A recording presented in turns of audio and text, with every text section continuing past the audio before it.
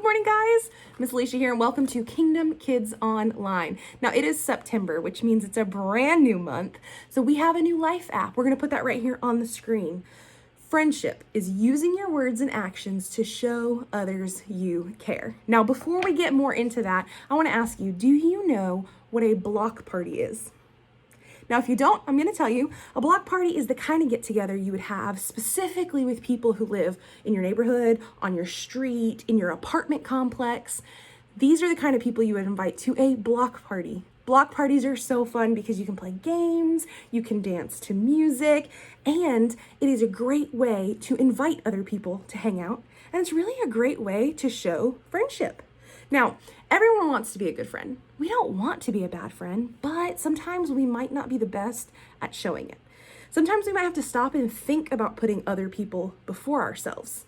Now, God can help us choose to be good friends, and He can help us choose to surround ourselves with friends who will help us grow closer to God. We're going to learn about that in our Bible story today, so let's take a look. The Bible. It's 66 books of history, stories, letters, and poetry that fit together to form God's one big story.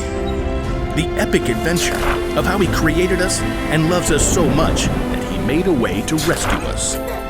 As we travel through the Bible, from Genesis to Revelation, we discover people who met God and found their lives changed forever. Now, for an amazing story, inspired by the book of Ecclesiastes. Chapter 4, verses 9 through 12. The writer of Ecclesiastes tells us two people are better than one. They can help each other in everything they do. Suppose either of them falls down, then the one can help the other one up. But suppose a person falls down and doesn't have anyone to help them up. Then feel sorry for that person. One person could be overpowered, but two people can stand up for themselves. And a rope made with 3 cords isn't easily broken. Let's see how this might play out in someone's life today. Jackson slid into the small school theater and took a seat in the back row and waited for Mr. Ray, the music and arts teacher. It looked like there was only one other kid who showed up to build the set for the 5th grade production of Charlotte's Web, Amal from Mrs. Wiseman's class. Hey. Hi. The two boys sat there in awkward silence until Mr. Ray showed up. Ah, my set team. Fantastic. You guys know each other? Kinda. Different classes. Well, you're gonna get to spend a lot of time together in the next 2 weeks as we build this set and get it painted. You guys got any experience with power tools? Jackson could see Amal shift nervously in his seat. No, I don't want to go on stage. Miss Wiseman said I could do this instead. Don't worry, I'll teach you what you need to know. How about you, Jackson? I'm pretty good with a hammer, and I didn't want to wear some silly animal costume. The two boys basically ignored each other as Mr. Ray showed them how to measure each piece of lumber for him to cut, and then he helped them lay out the pieces in a large frame. Now, this'll be one of the wall flats for the backdrop. We'll paint it as part of the barn. Amal, you want a hammer in these nails? I guess. I'll hold it more like this. Don't worry, you'll get it. I'll do this side. Jackson nailed together the entire flat while Amal still struggled with one corner. What a klutz. But it was a different story the next day when they started to paint.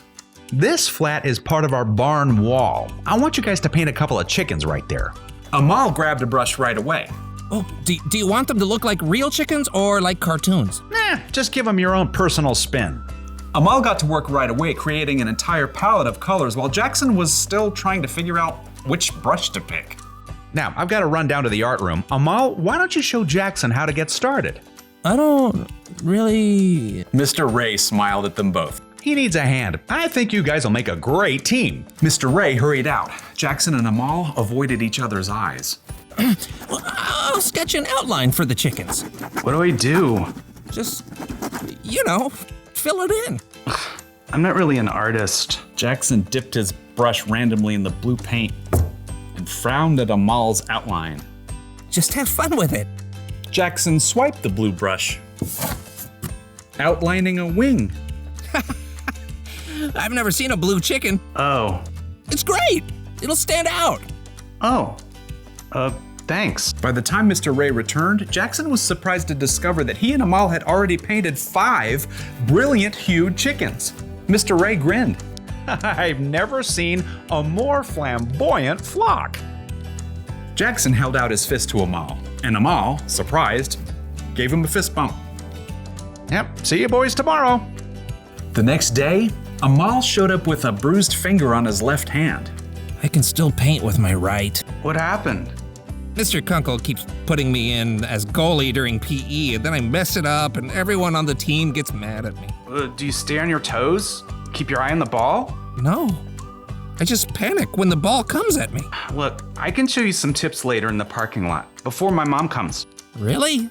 That would be great. And you know, Jackson turned out to be a pretty good teacher because Amal managed to get 2 blocks during PE the next day.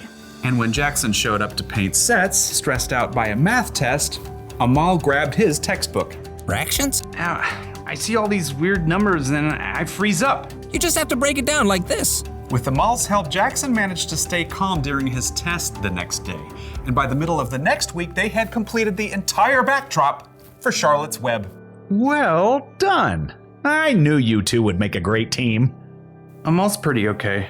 Jackson's not too terrible. Look, I know you guys are really different from each other, but it's boring if all your friends are just like you. Together, they started gathering wood scraps and wiping off brushes. Seriously, one of the wisest men to ever live pointed this out. Solomon. Solomon? Yep. He's this king in the Bible. He was a builder and an artist and super rich too. But for all the things he had, you know what he valued most? Friendship. He says it like this: 2 people are better than 1. They can help each other in everything they do. On point. Yeah. Amal held out his fist, and Jackson tapped it with his own. Maybe Solomon and Mr. Ray were onto something.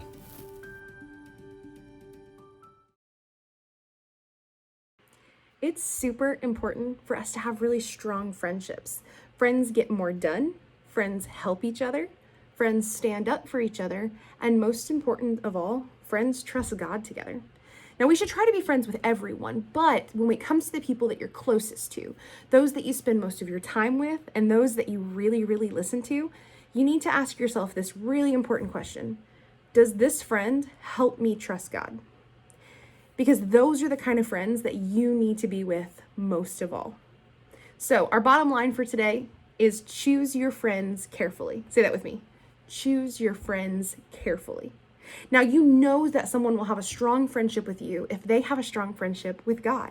That's why it's so important for us to seek out other people who trust God. Your closest friends should always help you love God and help you love others every single day.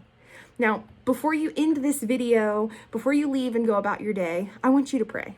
Now, if it's just you and God today, that's fine. You and God should pray. Now, if you've got a bunch of people at your house watching this video, I want you all to hold hands and I want you guys to pray together, asking God to help you choose your friends wisely and to help you be a good friend who trusts God. I'll see you guys next week.